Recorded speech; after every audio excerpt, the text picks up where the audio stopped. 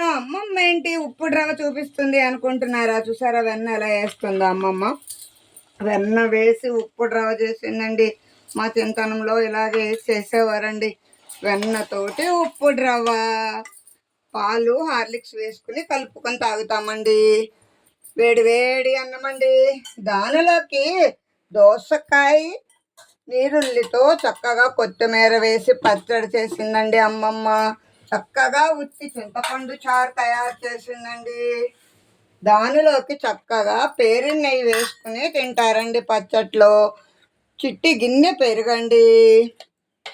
చక్కగా పిల్లల స్నాక్స్ నిమిత్తం ట్రయాంగిల్స్ వేపించానండి. తాతయ్య గారికి అప్పడాలంటే ఇష్టమండి. చక్కగా చూసారా ఎలా రెడీ అయిపోయిందో. ఉప్పుడు రవ్వలో పంచదార నిమ్మరసం పిండుకొని తింటే ఆ రుచి చాలా బాగుంటుందండి. ఉంటాను. Bye bye.